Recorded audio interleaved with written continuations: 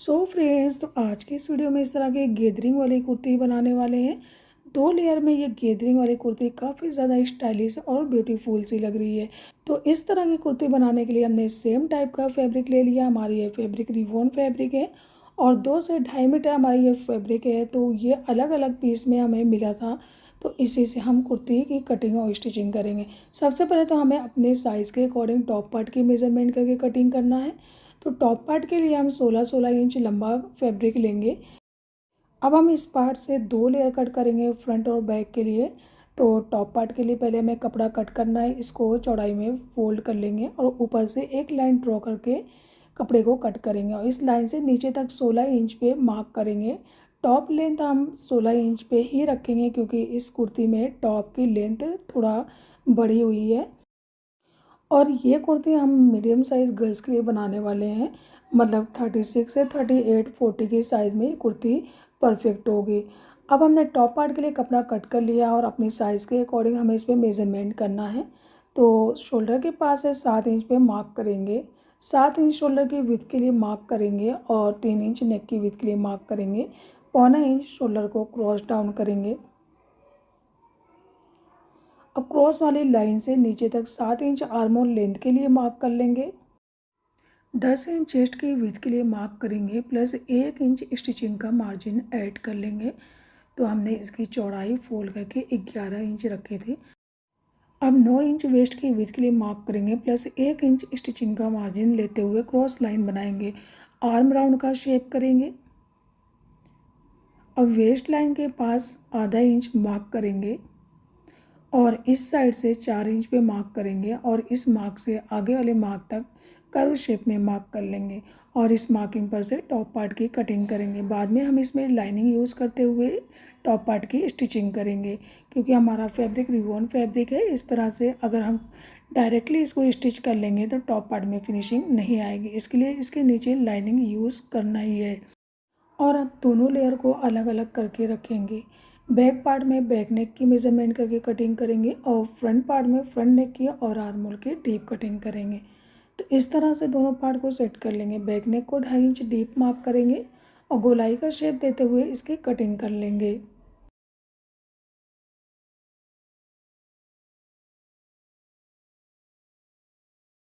अब फ्रंट वाली लेयर की सबसे पहले आर्म होल की डीप कटिंग करेंगे। तो आधा इंच इसे डीप कट करना है, तो लेकिन ऊपर से हमें कपड़ा कॉर्नर से थोड़ा ही लेना है। अब नेक की डीप मार्किंग करेंगे तो 5 इंच तक इसको डीप मार्क कर लेंगे और 3 इंच विड्थ के लिए हमने पहले ही कट लगा लिया था।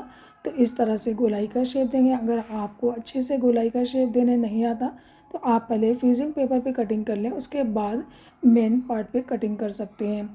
अब इसके स्कर्ट की मेज़रमेंट करके कटिंग करना है। तो जो भी वेस्ट लाइन की चौड़ाई है उसके अकॉर्डिंग हमें लेयर को सेट करना होता है। तो ये हमारे स्कर्ट का कपड़ा है, इसको इस तरह से 4 फोल्ड कर लेंगे और पहले लेंथ की मेज़रमेंट करेंगे।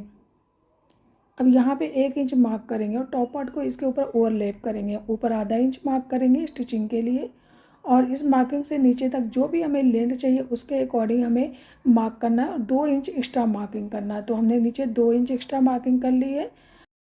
अब टॉप पार्ट को साइड करेंगे और स्कर्ट पे जो हमने नीचे मार्किंग की थी इसको चेक करेंगे। 24 इंच आ रहा है तो पहली लेयर हम 15 इंच पे मार्क करेंगे और दूसरी लेयर 9 इंच पे आ रही है तो दूसरी वाली लेयर को 10 इंच भी रख सकते हैं क्योंकि स्टिचिंग में मार्जिन जाता है और नीचे से फोल्ड करने में जाता है। तो 9 इंच आ रहा है, हम इसको 10 इंच पे बाद में कट करेंगे। तो पहली लेयर को हमें 15 इंच पे कट करना है। 15 इंच पे इस तरह से मार्किंग कर लेंगे। अब इस लाइन पर से कटिंग करेंगे। तो हमें इस लेयर की चौड़ाई को अपने वेस्ट लाइन के हिसाब से एडजस्ट करना है। तो वेस्ट लाइन हमारी एक साइड की 18 इंच आ रही है, मतलब 36 इंच आ रही है। तो हम 36 का डबल लेंगे पहली वाली लेयर को गैदर करने के लिए। तो हमने इसी तरह एक लेयर और कट कर लेना है और इसमें इसको ज्वाइन करके सेट करना है क्योंकि फ्रंट और बैक दोनों में हमें चाहिए। तो हमने 38 इंच की 2 लेयर लेकर के इस पहली लेयर को सेट करना है। बाद में हम इसकी चौड़ाई आपको चेक करके दिखाएंगे। अब दूसरी लेयर की कटिंग करना स्टार्ट करेंगे। तो कपड़े को हमने 4 फोल्ड कर लिया है और इस पे हमें 10 इंच पे मार्क करना है। हमने जैसा कि बताया था आपको, सेकंड वाली लेयर की चौड़ाई हम 10 इंच रखेंगे। तो इस तरह से 10 इंच पे मार्क करके कट कर लेंगे। इसी के अकॉर्डिंग हमें एक लेयर और कट कर लेना है। तो हमारी ये एक एक लेयर 60-60 इंच की आ रही है, क्योंकि हमारे कपड़े का पनाह टोटल 60 इंच था। तो 60-60 इंच की हमें ये लेयर कट करना है। तो 2 लेयर इस तरह से हो गई, मतलब कि 3 मीटर चौड़ाई में हमारी ये सेकेंड वाली लेयर है और 1.25 मीटर की चौड़ाई में हमारी फर्स्ट वाली लेयर बनेगी, क्योंकि हमने ऊपर वाली लेयर की चौड़ाई 38 इंच पे रखी है। तो अब सबसे पहले हम टॉप पार्ट की स्टिचिंग करना स्टार्ट करेंगे। नेक के लिए हमने फ्रीजिंग पेपर पे राउंड शेप में कट कर लिया था। अब इसको इस पर एडजस्ट करते हुए एक पैर का स्टिचिंग का मार्जिन लेते हुए स्टिच कर लेना है। टॉप पार्ट में हमने लाइनिंग पहले ही पेस्ट कर ली थी, इसी के बराबर हमने लाइनिंग वाले कपड़े को कट करके इसमें पेस्ट कर लिया है। अब अंदर से नेक पर छोटे छोटे कट लगाएंगे और इसके ऊपर टॉप स्टिच भी कर सकते हैं, और एक बार इसे अच्छी तरह से आयरन करने के बाद शोल्डर के पास से पट्टी को एक दूसरे में कनेक्ट कर लेंगे। बैक नेक में हमने और एक पट्टी अटैच कर ली है। अब दोनों साइड छोटे छोटे कट लगाएंगे। तो जो ज्वाइंट है बिल्कुल ज्वाइंट के पास ही हमें कट लगाना है, और कट इतना लगाना है कि स्टिच के मार्जिन के अंदर वो कट एडजस्ट हो जाए। अब बैक पट्टी को फ्रंट की साइड कवर करेंगे और कट के अंदर फ्रंट लेयर को अच्छे से इंसर्ट कर लेंगे। इस तरह से जब हम इसको राइट साइड टर्न करेंगे तो शोल्डर पे इसकी फिनिशिंग ज़्यादा अच्छी आएगी। आधा इंच स्टिचिंग का मार्जिन लेते हुए हमें शोल्डर को ज्वाइंट करना है, और अब बैक नेक की साइड पट्टी को स्टिच कर लेंगे। मतलब तुरपाई की जगह हम इस पर स्टिच भी कर सकते हैं, ये ज़्यादा यूज़फुल रहेगा, क्योंकि तुरपाई अक्सर कमज़ोर पड़ जाती है। नेक को अच्छी तरह स्टिच कर लेने के बाद अब साइड साइड से फिटिंग वाली स्टिचिंग करेंगे। तो 1 इंच मार्जिन लेते हुए हमें इसे क्रॉस शेप में स्टिच करना है, क्योंकि हमने इसकी कटिंग भी क्रॉस शेप में की थी। तो ऊपर से लेके नीचे तक 1 इंच स्टिचिंग का मार्जिन लेते हुए इसे हमने स्टिच कर लिया है। दोबारा से भी इसके ऊपर एक और स्टिच कर लेना है। इसको अच्छे से स्टिच कर लेने के बाद राइट साइड टर्न करेंगे। अब वेस्ट लाइन को चेक करेंगे और चेस्ट लाइन को चेक करेंगे कि इसकी साइज़ बिल्कुल परफेक्ट आ रही है, यानी अगर कम ज़्यादा हो रही तो पहले से ही इसे एडजस्ट कर लेना है। तो आप देख सकते हैं 20 इंच यहाँ पे आ रही है और 18 इंच यहाँ पे आ रही है। अब हम इस स्कर्ट की चौड़ाई को चेक करके आपको दिखा देते हैं। यहाँ पे हमने स्कर्ट वाले कपड़े को 4 फोल्ड करके रख लिया है। तो 18 इंच से एक एक इंच मतलब कि एक्स्ट्रा हो रहा है, मतलब कि 38 इंच हमारे इस कपड़े की चौड़ाई है।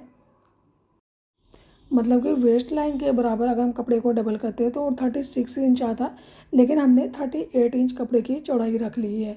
अब स्कर्ट वाली लेयर के ऊपर गैदरिंग करेंगे। तो सबसे पहले हमें स्टिच को बड़ा कर लेना है और आधे आधे कपड़े को लेते हुए हमें स्टिच को एंड करना है। यहाँ पे कपड़े का हाफ वाला पॉइंट आ रहा है, तो यहीं पे स्टिच को बंद करेंगे और फिर दोबारा से स्टिच को स्टार्ट करेंगे, क्योंकि दोनों साइड हमें धागे को अलग अलग करके रखना है और एक एक साइड से हमें इसे गैदर करना है। अगर पूरी लेयर में हम एक ही धागा एक साथ यूज़ करेंगे तो वो परफेक्ट नहीं होगा जब हम इसको गैदर करेंगे।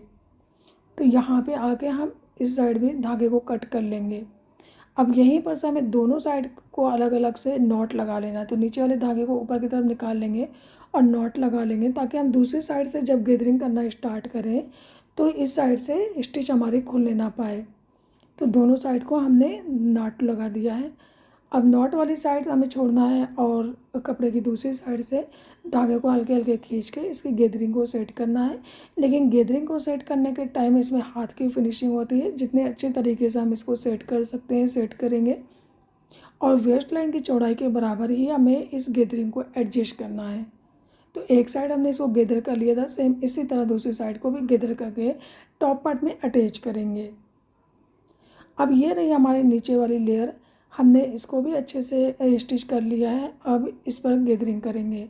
तो धागे को इस तरह से खींचेंगे। कपड़े को मशीन के नीचे अगर पुश कर लेंगे तो ज़्यादा इजी होगा काम करने में। पहले तो धागे को खींचते हुए हमें कपड़े को गैदर कर लेना है। जब इसको एक बार अच्छे से गैदर कर लेंगे धागे को खींच के, फिर इस गैदरिंग को हमें एक बराबर सेट करना है। ये ना हो कहीं पे कपड़ा ज़्यादा गैदर हो जाए कहीं पे कम हो जाए। तो हाथ की फिनिशिंग ही होती है जो हमें इसे अच्छी तरह से एडजस्ट करना होता है।